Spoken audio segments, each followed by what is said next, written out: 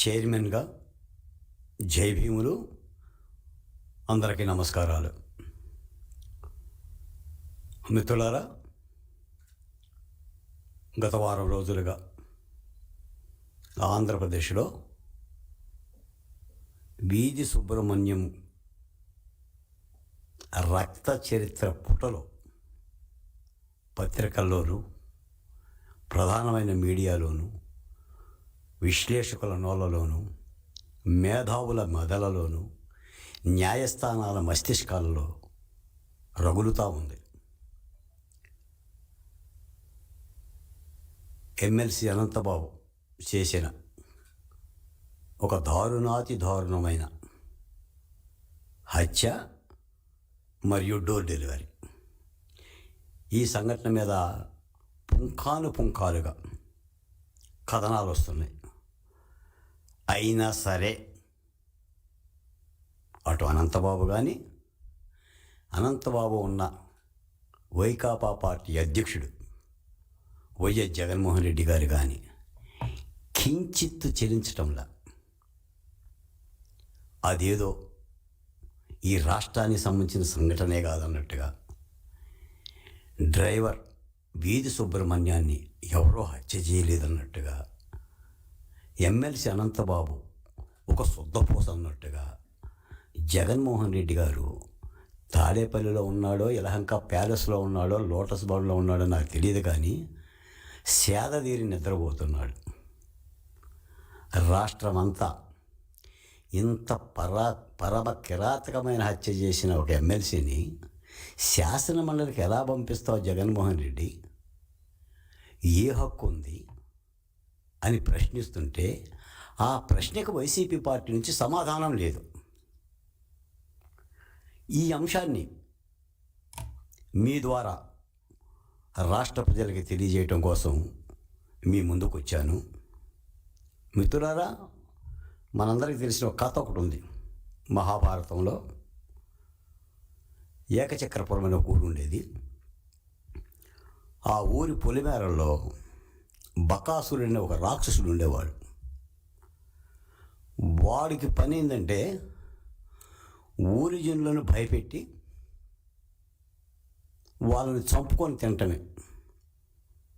వాడి భయానికి భయపడిపోయి ఊరంతా, అయ్యా బకాసుర, ఊరి మీద పడిపోయి ఇలా జనాన్నంతా చంపేస్తే ఎలా అయ్యా అని ప్రాధేయపడితే వాడు ఒక షరతు పెట్టాడు. నాకు బండెడు అన్నం, 2 దున్నపోతులు, ఇంటికి ఒక మనిషిని పంపించండి.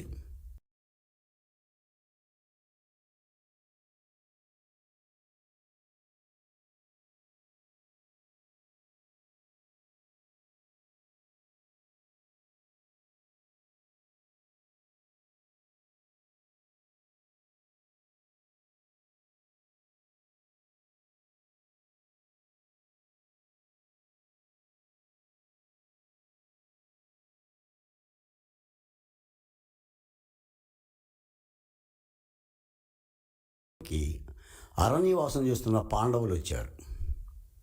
కుంతీదేవి బిడ్డలను వెంట పెట్టుకొని ఈ ఏకచక్రపురంలో 4 రోజులు ఉన్నామని వచ్చారు. ఆ వచ్చిన రోజునే ఒక బ్రాహ్మణ కుటుంబంలో ఉన్న ఒక పిల్లాడు తల్లిదండ్రులు ఏడుస్తున్నారు.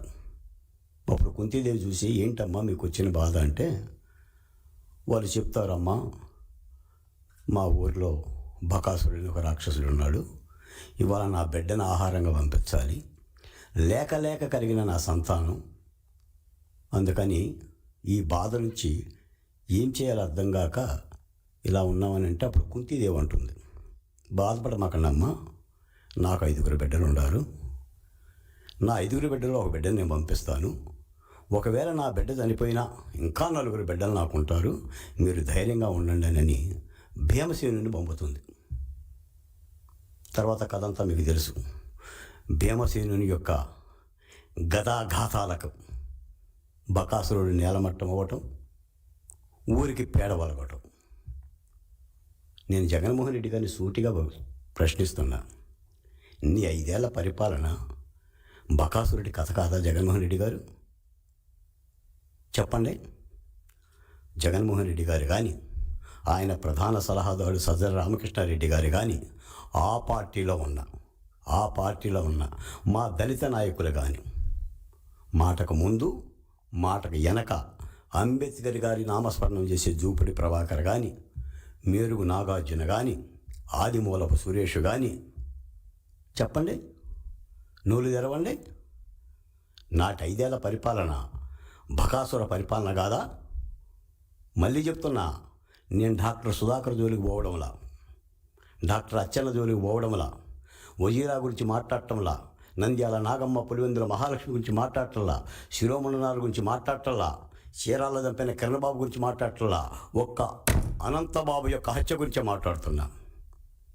ఈ తెలుగు నేల మీద కారంచెడు, నీరుకొండ, పదిరకుప్పం, వేటపాలెం, చుండూరు, కంచిచెర్ల, చిల్లకల్లు, గోకరాజపల్లి, బత్తెరపాడు ఏనాడైనా ఒక దళితుడు గుండెను చంపి డోర్ డెలివరీ చేసిన చరిత్ర మీరు ఎప్పుడైనా చూసారా? పోనీ విన్నారా? తాను చంపి తన వాహనంలో శవాన్ని తీసుకెళ్ళి సాక్షాత్తు ఎస్పీ పాత్రికేయ సమావేశంలో అనంతబాబుని నేనే చంపా అని గర్జించి చెప్పిన అనంతబాబు ఎమ్మెల్సీ పదవిని తీవా? అది హత్య కాదా? ఈ రోజున కూటమి ప్రభుత్వం వచ్చాక ఒక ప్రత్యేక సిట్ వేస్తే, నేల పరిశోధన చేస్తే, A1గా అనంతబాబు, A2గా లక్ష్మీదుర్గ దొరికిపోయి కోట్ల రూపాయలు ఖర్చు పెట్టి, కింది కోర్టు దగ్గర నుంచి మధ్య కోర్టు, సుప్రీంకోర్టు, కోర్టుల మీద కోర్టు ఖర్చు పెట్టి ఏమంటుంది లక్ష్మీదుర్గ? భర్తకు ఫోన్ లేదంటుంది, ఆమెకు ఫోన్ లేదంటుంది.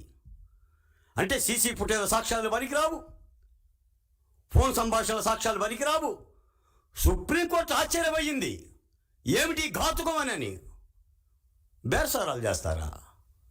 సాక్షులను కొంటారా? పోలీసు వాళ్ళను కొంటారా? మీరు హత్య చేసి ఏదో పెద్ద రాజు వెడలే రవి తేజములన్నట్టుగా దొడ్డిదారిన కోర్టులకు వచ్చి దొడ్డిదారిన పారిపోతారా? ఏంటి నీ ధైర్యం? నేను అడుగుతున్నా జగన్మోహన్ రెడ్డి గారిని, ఏంటి నీ ధైర్యం? ఎంతమందిని చంపుతారు? ఏం మాట్లాడతారు దళితుల గురించి? ఈ సందర్భంగా ఇంకో మాట కూడా చెప్తున్నా. అతను సినిమాలో ప్రకాష్ రాజ్ అని చెప్పేసి ఒక సిబిఐ అధికారి ఉంటాడు. విలన్ పాత్రధారిగా ఉన్న కోట శ్రీనివాసరావు దగ్గరికి వెళ్ళి అంటాడు, ఏమండి, శివారెడ్డి పదవి దిగిపోతే నువ్వు ముఖ్యమంత్రి అవుతావు తప్ప శివారెడ్డిని చంపితే నువ్వు ముఖ్యమంత్రి అవుతావు, హంతకుడు అవుతావు కదా అని. వివేకానంద రెడ్డిని హత్య చేస్తే, ఆ హత్యను చంద్రబాబు నాయుడు గారి మీద నెపవేస్తే, నీ పత్రికల్లో చంద్రబాబు నాయుడు గారి చేతికి కత్తిచ్చి నిలువెత్తు ఫోటో వేసుకుంటే నువ్వు ముఖ్యమంత్రి అయితే అవ్వచ్చు. ఆ నింద చేత ప్రజలను నమ్మిస్తే నమ్మించవచ్చు. కానీ సుబ్రహ్మణ్యాన్ని చంపితే ముఖ్యమంత్రి ఎట్టవుతావు జగన్మోహన్ రెడ్డి? ఒక దళితుని చంపితే ముఖ్యమంత్రి ఎట్టవుతావు? దిగిపోయావు. దళితుడి రక్త చరిత్ర, దళితుడి రక్తపు మరకలు అంటిన తర్వాత ప్రభుత్వాలు కూలిపోతాయి. ఈ జ్ఞానం కూడా తెలియదా? నీ పత్రికలో దుర్మార్గంగా ప్రతిరోజు చూడండి, సుబ్రహ్మణ్యం హత్య కేసులో సాక్షుల్ని చంపాలని చూస్తున్నారా? ఇవి నిజమైన పత్రికా కథనాలు.